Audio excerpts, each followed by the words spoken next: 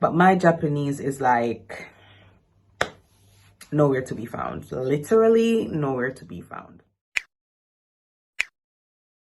Hey, in today's video, as you can see by the title, we're going to be doing a video about Jamaicans living in Japan. My name is Staecha. I go by Namaste on Instagram, so if you're interested in keeping up with my day-to-day life, check me out over there on the gram. Also, if you're interested in life in Japan and just beauty and fashion related content, you can definitely consider subscribing to my channel. In today's video, I interviewed 4 Jamaicans who are currently living in Japan. Before we get into the video, I want to thank them for participating in this video. So everyone, please introduce yourself.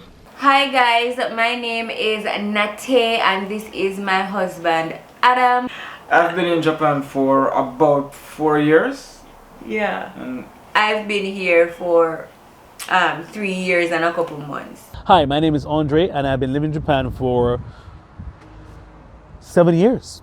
Hi guys, my name is Abby. I'm a Jamaican living in Japan, and I have been living in Japan for the past 3 years. Hi, my name is Sashoni and I have been living in Japan for 3 years. Okay, let's get into the video. So the first question is, why did you come to Japan? I was working in the private sector in Jamaica, financial institution, one of the premier financial institutions in Jamaica. And they were going through some downsizing, and there was not a lot of job security. One of my best friends in life, well, Shante said to me, "Hey, Andre, do you want to go to Japan?" And I was like, I guess, but I knew nothing about Japan apart from the stereotypes that were out there. And the fact that my job wasn't giving me any job security, I said, why not try it? It was almost double the pay that I was getting with the same tenure, so why not go? And I applied, got through the interview, and now I'm here 7 years later with no regrets. Or maybe one regret, but yeah, not many regrets at all. I came to Japan for a career, not a career change, but just to have a difference in my teaching career and perhaps some financial upgrades. In terms of getting a higher salary, being able to save more. Have I accomplished that? Yes, I think so. Okay, and for me, the real reason I came to Japan is because of him. If I am being completely honest, it was never in my train of thought to move outside of Jamaica, though I'm glad I did do that. It was never a thing where I wanted to move and live outside of Jamaica, especially in Asia. So when he moved to Japan, and we were dating at the time, and I was not about the long distance life, and we were kind of serious, and so I just graduated college. I could not get a job back home in Jamaica, and I was stuck there for like maybe 4 months, and then he was encouraging me to, you know, get a job, come over, that way we can be together, that way we can save more money, maximize our goals and all of that. And I accepted the challenge. I applied for a job here, got the job, moved to Japan 8 months after he did, and I'm so happy I did. I saw an opportunity, and so I decided that I really have nothing to lose. I'm young, no responsibility, no kids, nothing. So I took the chance to come to Japan. A friend recommended it to me, and I'm just here now teaching English in Japan. And the job market in Jamaica, it didn't really have, or doesn't have much to offer at the moment. So I was like, hey, why not? I can do this. So that's the reason why I came to Japan. On a scale of 1 to 10, 10 being the highest, how would you rate your Japanese skills? And how do you get around the language barrier? I would rate my Japanese skill at 1, which is the lowest. I am not really interested in learning Japanese. I just feel like Japanese is not really a worldwide language. So I can't really use it anywhere apart from Japan. And so I'm not really interested to learn it. However, though I can speak verbally to communicate with them, I understand when they're speaking because the kids talk a lot and so I get to understand, and I would ask like, well, hey, what does this mean, or stuff like that. But my Japanese is like nowhere to be found, literally nowhere to be found. I use Google Translate, to be honest. Like, when you're in Japan, for me personally, it's very efficient. It gets the job done for whatever. It takes a longer time because the communication can be off and the level of understanding can be different. But the way how I get around, I use a lot of gestures, and I use my phone, Google Translate, and I have quite a few Japanese friends. On a scale of 1 to 10, my Japanese level will be -2. I'm kidding. Maybe 6, 6.5. I can do the day-to-day stuff, of ordering pizza, very important, paying my bills. When it comes to specific topics like talking about religion and politics, I lack the vocabulary there. My grammar is okay-ish, but I can generally help myself, and more importantly, understand the students that I teach. Getting around the language barrier is just about using the words that you know, the language that you can, a lot of gestures, a lot of using association to get people to understand certain things, and your description of things with the limited vocabulary. That's why I started out with my limited Japanese, and eventually hanging around people, you eventually pick up a few things, and so that's how I get around the language barrier even now, to this day. I would give myself a 2 because I am not good at Japanese. But I do know like greetings and stuff like that.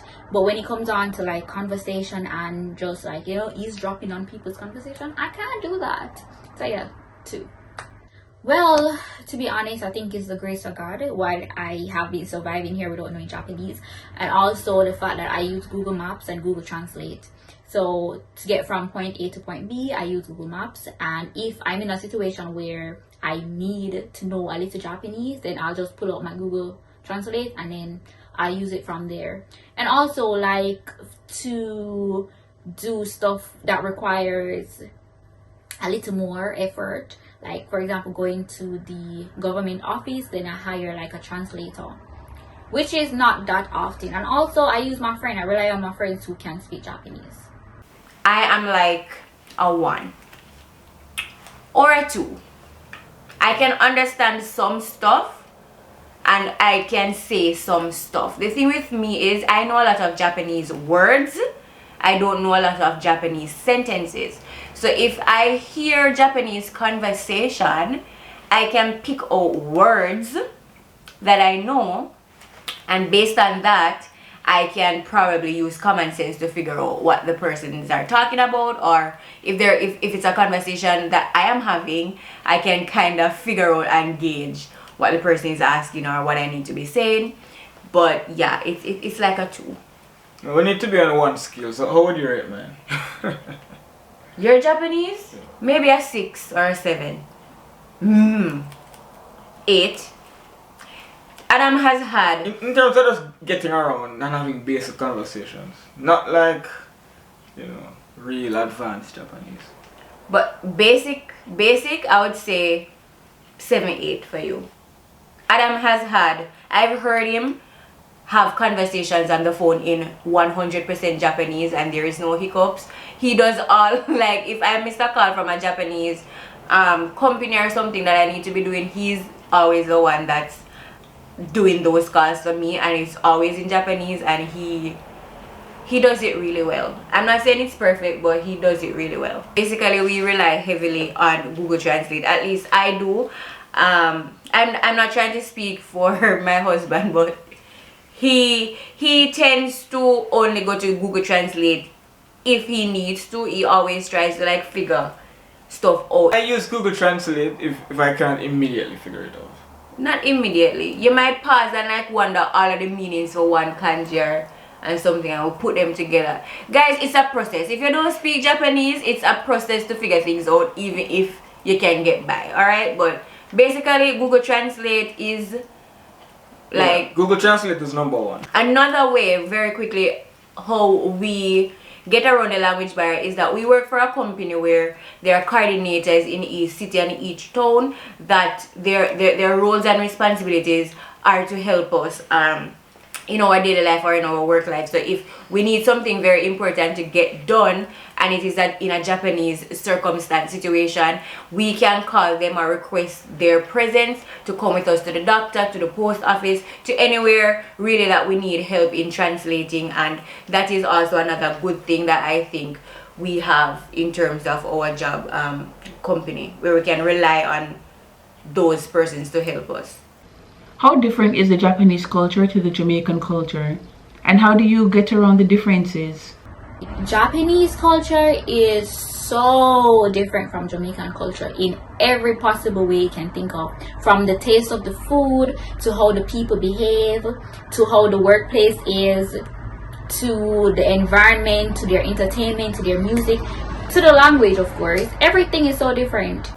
Wow, It's different in every way. Yeah, it's Almost. a total 360 in terms of cultural changes that you'll have to adapt to when you are a Jamaican moving to Japan from Jamaica. Actually, there were so many things that I had to get used to, the different way of life, things that were just completely and strange to me. And to use an example, I can use the train system. In Jamaica, we do not have the transportation that we use in Jamaica is really taxis and buses, where people are just really tugging on you, like pulling you left, right and center to go into a taxi. And here it is like so smooth sailing. You look up train times, you go to the train station, you go about your business. It's a total 360.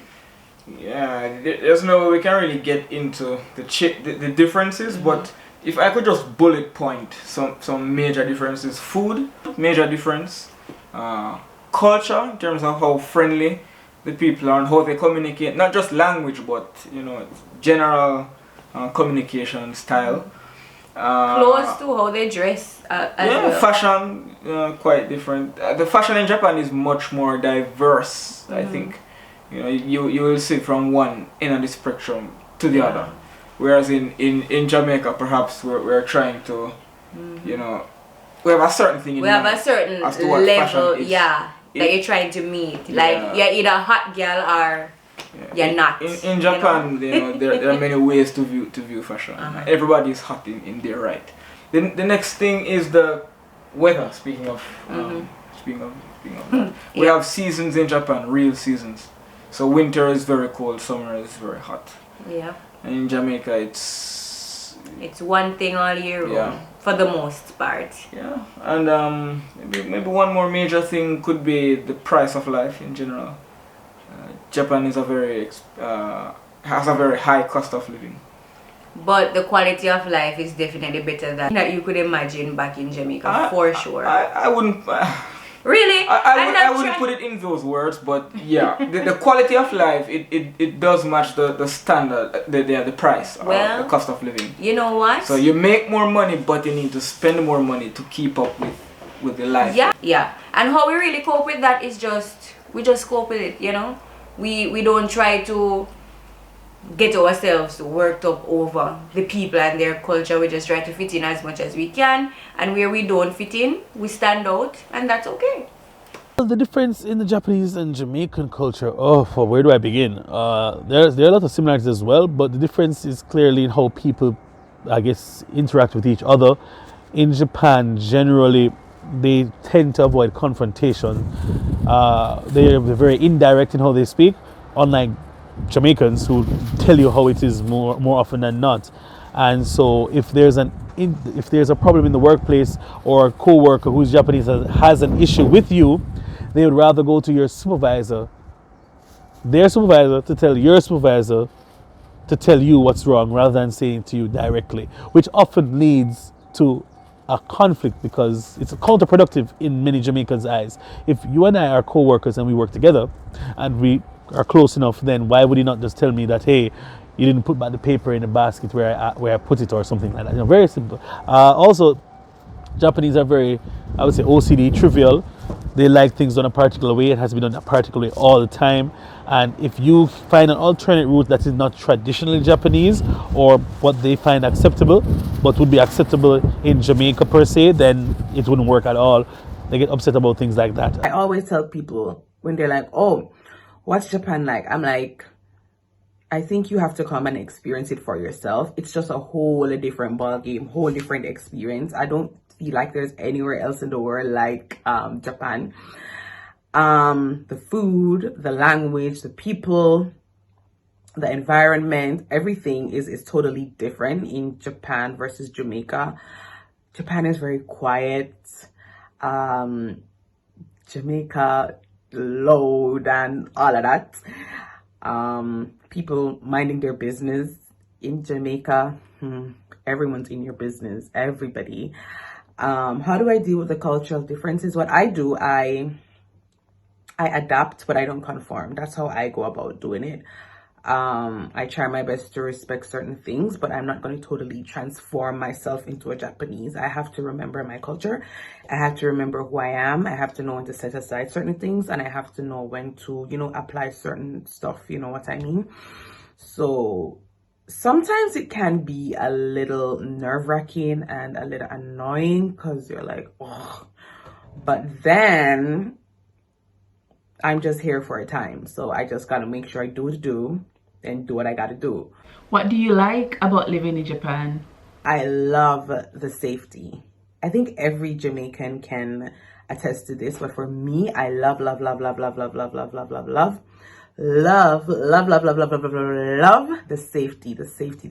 safety. You can go outside at any hour of the night and you don't have to worry about if you have to look over your shoulder or anything like that.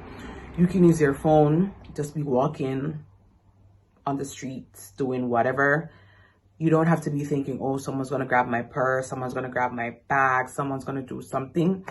That's what I love, the safety. You can leave your entire apartment open and you come back and everything is in one piece. I love, appreciate that about Japan. And of course, the convenience of a lot of things. Although there are language barriers to some of these things, but it's really convenient. I want to get something printed, I can go to the convenience store, get it printed. I want something to eat real quick, I can go to the convenience store. Shipping is convenient. I'd have to worry about paying a fee to get my packages and all of that. Japan, in that area. There are many things I like about living in Japan. For example, the job opportunity. Even though I don't speak Japanese, I still have the opportunity of working for more than one company. When I was back home in Jamaica, it was so difficult to get another job. So I really appreciate that about Japan. And if I knew the language, then of course I would have even more opportunities to work other jobs. And I also like the fact that it's safe here. So I can take out my garbage at 1 o'clock, 2 o'clock in the morning. Well, I can walk home at 12 midnight, and the only thing I have to worry about is creepy people. But otherwise, in terms of getting robbed or getting shot, no. And I also like their transportation system, very reliable, very on time. And I like the fact that it's so clean. Japan is very, very clean. I like the convenience of a first world or a developed country per se. Having grown up, born and raised in Jamaica, I've never left Jamaica. The first time I ever went on a plane, Japan is where I came. So the operations of this country and maybe many other first world countries is totally different from what I know. And so everything really, I would say I like and I appreciate that I have the opportunity to be exposed to life like this. So for me, it's everything. I like everything about living here. I am not saying that I do not get annoyed about some of the things that I have to deal with living here, but I do like the opportunity given to me to be able to experience life outside of what I know. Yeah, my answer is similar, so I won't reiterate too much. The quality of life in general is better. You're more exposed to more things and to a different side of the world, so it helps you to develop a more global perspective. So if I leave and go to Canada or the US or back home, you know, I will be there with a broader mind. Yeah. Because of And you know, to put the case in point also, I have gone through periods where I completely despise living in Japan, and that's just because I'm homesick, and you know, all of those factors affect you mentally in how you view things. And I was here, was not enjoying my time, and then we went back home to Jamaica to get married back in 2019. So he came in 2017, I came in 2018, and then we returned home to Jamaica in 2019 to get married. And while being there for the entire summer break, it was about a month or so, you know, just going about our daily lives back in Jamaica. There was one point when the two of us stood up in one of the cities in Jamaica, I think it was Ocho, and we just looked at each other and we were like, we're absolutely not coming back to Jamaica, because our plan was to come here, work, save, and then go back home to Jamaica and build a life. But that point when we went back to Jamaica, we realized just how much of a better quality life we have here in Japan, and despite the little nuances, how much we enjoy living here. In Japan, for me as a black male, it is safe. I can get up at 3 a.m. and walk to the convenience store or go anywhere and not be troubled. People actually run away from me, which is, I guess, means that I'm the bad guy. I don't know, but yeah, that's the number one reason here. And also the fact that I actually like the food. The food is all right. I mean, it's not, but you know, the food is not like super amazing. Nothing beats Jamaican food, first of all. But Japanese food is pretty dope as well. Yeah, I'm not talking about ramen and what they call it and sushi. There's so much more to the food here than what you know, yeah. What would you consider to be the most memorable experience you've had while living here? Yes, one of the most memorable experiences I've had in Japan was riding a roller coaster for the first time. I've never been on a roller coaster. I've always avoided it all my life. In Jamaica, they had Coney Park when I was growing up. Never been on that. I found out I'm afraid of heights when I came to Japan. And the roller coaster had me dead, fam. I think I passed on me twice on it. And it was a minute, 30 seconds long. It was crazy. I regret going on it, and I will never go on another roller coaster again. Never. But for something a bit more teaching-wise, though, one of my students, I taught a family of 3 siblings, and I taught them for 4 years before I moved to Chiba. I used to be in Toyota City in Aichi Prefecture, and they wrote the goodbye letters to me. And the youngest kid wrote by herself, because I recognize her handwriting. She said, Andre, thank you for teaching me up to this point. I really appreciate you, and don't you ever forget me. Fam, right here. Whew. Even though if I go and read the letter, I get teary-eyed.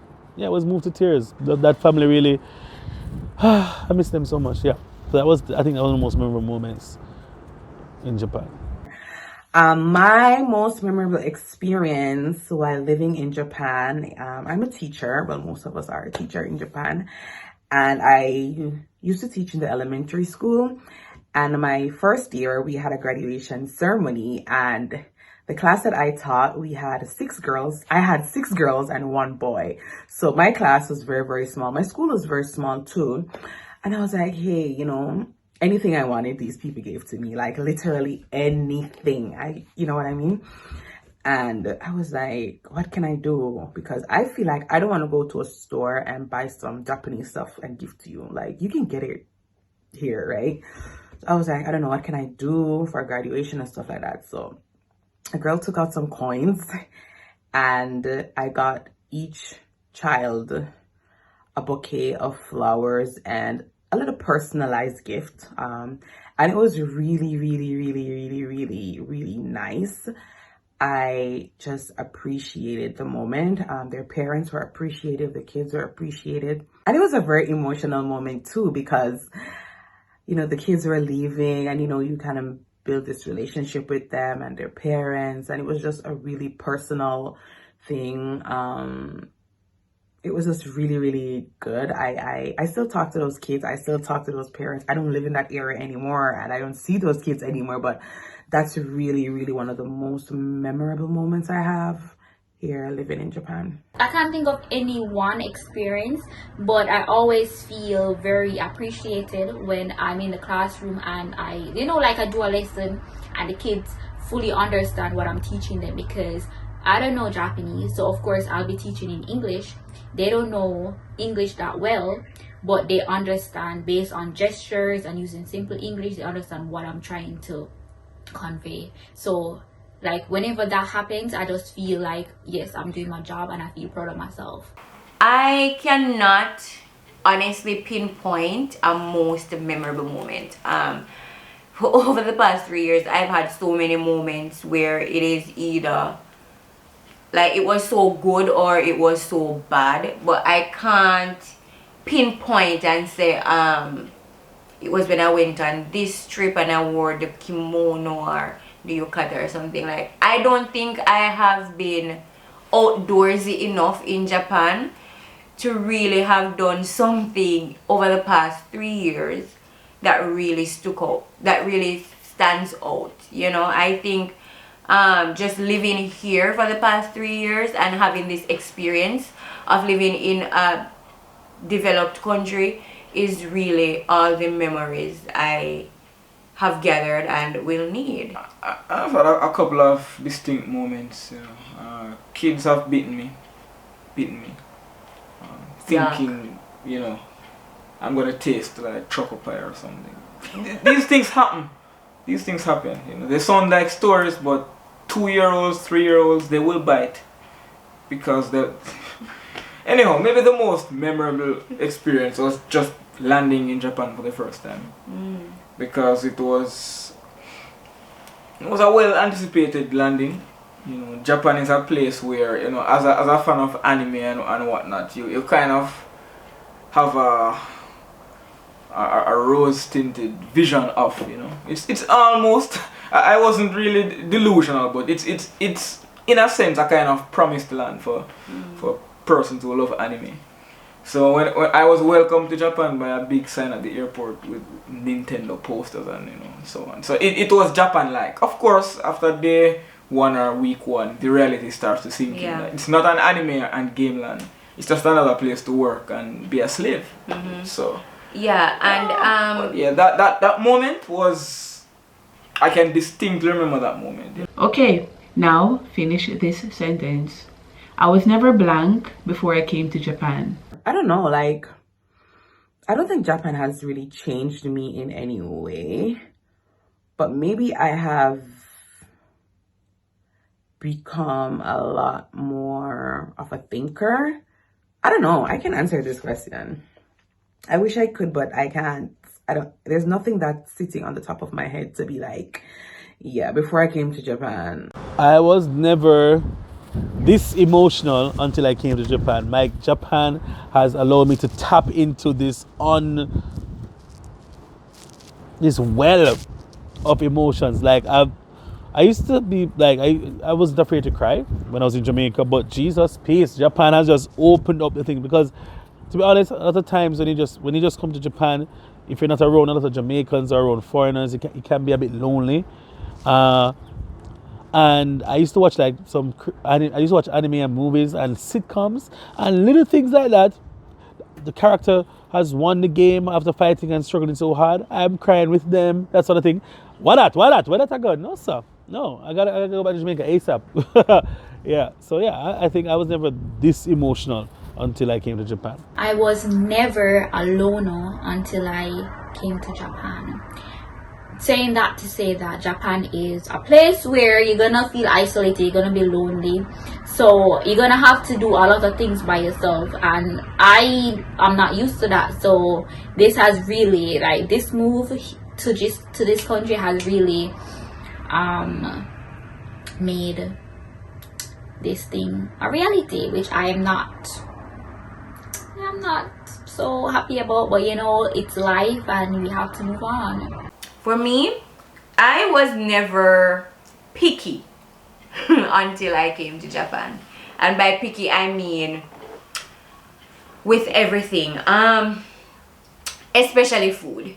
Food is a big part of my life. I love food. I love to eat, all right? And In Japan, I have realized just how picky I am, because it's been over 3 years, and I can tell you that I can count on just one hand, on these 5 fingers, the amount of Japanese food that I have tried since I've been here. I just realized quickly when I came that, okay, this food is not for me.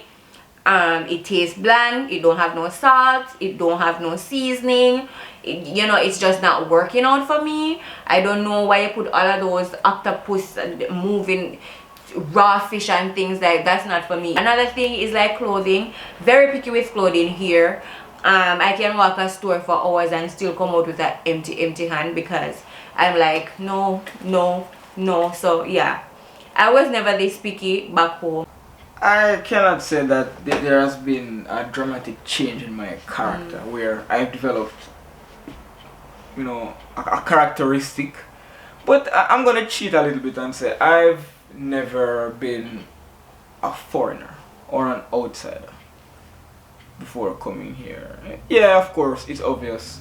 Right. But, you know, being in Jamaica, being a Jamaican, I look like everybody else, I talk like everybody else. But being here, you know, you're on a bus, you're perhaps the only foreigner, much more likely the only black person. So yeah, being out of place or sticking out, I was never the one to stick out back home. I blend in quite well. Okay guys, thank you for watching part 1 of this video. Stay tuned for part 2, which will be coming next week, same time, same place.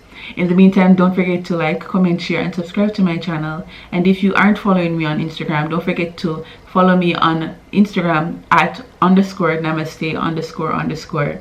Thank you so much for your support, and I'll see you in part 2 of this video. Bye. What do I miss most about living in Jamaica? People, the food, the seasoning, the flavor, them, all of them, something there. Me miss the whole of that, man.